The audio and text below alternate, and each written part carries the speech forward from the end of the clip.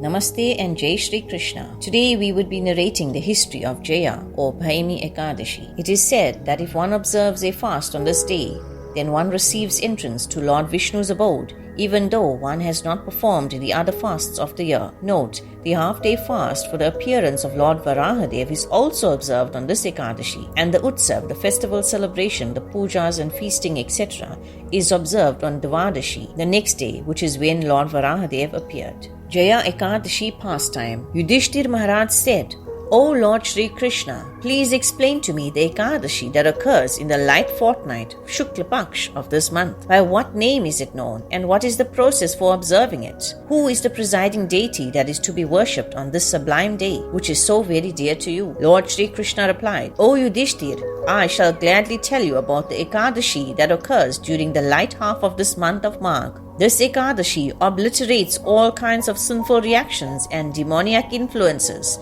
that may be affecting the spirit soul.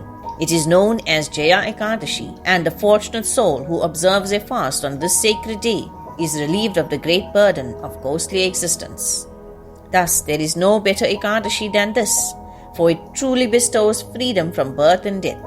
So, I ask you to listen to me very attentively. Long, long ago in the heavenly planets, Lord Indra ruled his celestial kingdom, and all the Devas living there were very happy and content. In the Nandan forest, Indra drank ambrosia whenever he liked and enjoyed the service of the celestial maidens, the Apsaras, who danced in ecstasy for his pleasure. Many singers, led by Pushpadant, sang in sweet voices beyond compare. Chitrasen, Indra's chief musician, was there in the company of his wife Malini and his handsome son Malyavan. An Apsara named Pushpavati became very much attracted to Malyavan. Her beautiful body and complexion, along with the enchanting movements of her eyebrows, captivated Malyavan as well. Seeing Pushpavati in all her heavenly beauty, Malyavan was bewitched at once. They had come with the other performers to please Lord Indra by singing and dancing enchantingly, but because they had become so enamored of each other, they were utterly unable to sing or dance properly before Lord Indra. Their pronunciation was wrong and their rhythm careless. Lord Indra understood the source of their errors at once. Offended at the discord in the musical performance, he became very angry and screamed, You useless fools!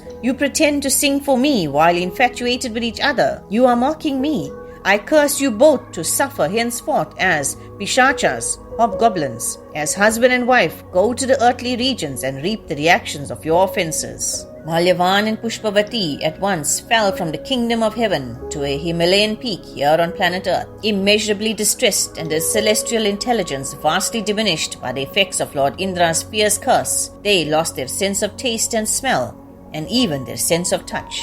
It was so cold and miserably high on the Himalayan mountain that they could not even enjoy sleep. Roaming aimlessly in those harsh altitudes, Malyavan and Pushpavati suffered from one moment to the next. Even though they were situated in a cave, because of the snowfall and cold, their teeth chattered ceaselessly and their hair stood on end. In this utterly desperate situation, Malyavan said to Pushpavati, What abominable sins did we commit to have to suffer in these pisacha bodies, in this impossible environment? This is absolutely hellish. Though hell is ferocious, the sufferings we are undergoing here is even more abominable. Therefore, it is abundantly clear that one should never commit any sin. And so the forlorn lovers trudged onward in the snow and ice.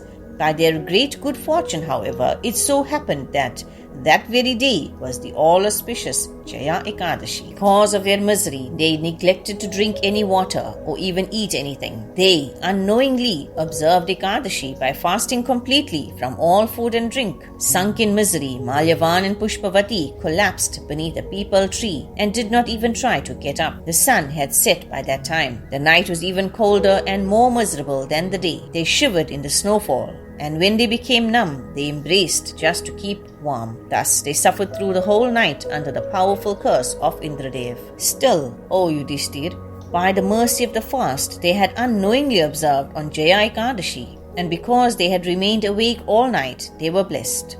Please hear what happened on the next day. As Dvadashi dawned, Malyavan and Pushpavati had given up their demoniac forms and were once again beautiful heavenly beings wearing lustrous ornaments and exquisite garments. As they both looked at each other in amazement, a celestial airplane, a Viman, arrived on the spot for them. A chorus of heavenly denizens sang their praises as the reformed couple stepped into the beautiful aircraft and proceeded directly to the heavenly regions. Soon, Malyavan and Pushpavati arrived at Amaravati, Lord Indra's capital city, and they immediately went before Indradev and offered him their obeisances. Lord Indra was astonished to see that they had been transformed, restored to their original status and forms so soon. Indradev asked, "What extraordinary meritorious deeds have you performed so that you could give up your pisacha bodies so quickly after I cursed you? Who released you from my irresistible curse?" Malyavan replied, "O Lord, it was by the mercy of the Supreme Personality of Godhead, Lord Vasudeva, Krishna, and also by the powerful influence of Jayaekadashi that we were released from our suffering condition as pisachas. Because we executed devotional service to Lord Vishnu by observing Jayaekadashi, day most dear to him, we have happily been restored to our former status." Indradev said, "Because you served the Supreme Lord Sri Keshav by observing Ekadashi, you have become worshipable even by me, and I can see that you are now completely purified of sin. Whosoever engages in devotional service to Lord Sri Hari or Lord Shiva becomes praiseworthy and worshipable even by me." Lord Sri Krishna replied, "Therefore, O Maharaj Yudhishthir, one should strictly observe a fast on the sacred day of Lord Hari, especially on this Jayaekadashi, which frees one from the sin of killing even a twice-born Brahman. A great soul who observes this fast with full faith and devotion has in effect given all kinds of charity, performed all kinds of sacrifice, and bathed in all the holy places of pilgrimage. Fasting on Jayaekadashi qualifies one to reside in the Vaikuntha planets and enjoy unending happiness for billions of yugas forever." Lord Sri Krishna continued, "One who even hears or reads these wonderful glories of Jayaekadashi achieves the blessed merit attained by performing an Agni Stoma, fire sacrifice." Thus ends the narration of the glories of Magh Shukla Ekadashi or Jayaekadashi from the Bhavishya Uttar Puran. It is said that hearing or reading the Ekadashi Katha is as good as fasting. So those that may be unable to fast due to their ill health or age would still be able to reap the benefits of fasting simply by reading or listening to it. Namaste.